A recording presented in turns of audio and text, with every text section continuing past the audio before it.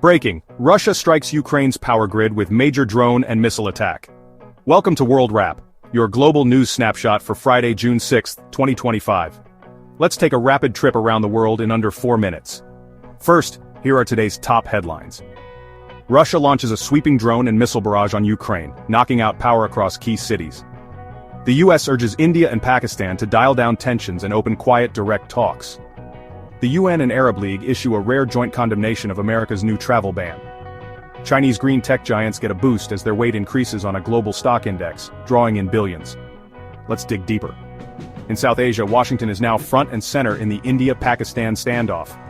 Today, a US State Department spokesperson said they're pressing both sides to avoid inflammatory public statements and instead focus on, quote, quiet, direct dialogue. This comes right after Pakistan's defense minister rejected the historic 1972 Simla Agreement. That's a big deal, and it shows just how jittery the global community is about South Asia right now. Meanwhile, in Indonesia, the stock exchange just launched a new voluntary carbon market.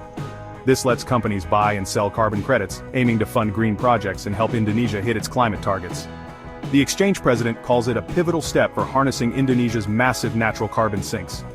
In East Asia, Samsung is dropping a staggering $50 billion on a brand new R&D hub focused on next-gen 2nm chips. This is their shot to outpace rivals in Taiwan and the US. Now turning to China, clean energy is cashing in, big time. Index provider MSCI just announced it's bumping up the weight of Chinese solar, wind and EV battery giants in its flagship Emerging Markets Index. That means billions in fresh foreign investment will automatically flow into China's green sector, whether Wall Street likes it or not. It's a huge win for Beijing and a headache for Western funds already under pressure to cut China exposure. To Africa, Zambia's government says it's clinched a long-awaited deal with private creditors, including BlackRock, to restructure more than $3 billion in defaulted bonds.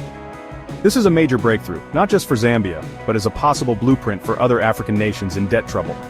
Why is it important? Because private lenders are usually tougher to negotiate with than governments like China.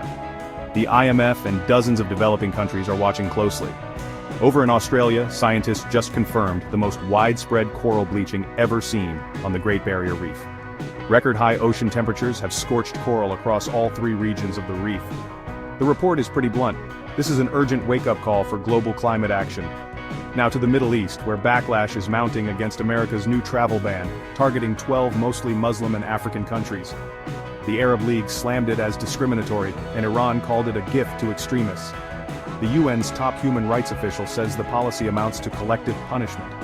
Translation: Washington's facing a united diplomatic revolt. In Europe, Russia just unleashed one of its biggest attacks in months on Ukraine's power grid, targeting plants in 5 regions.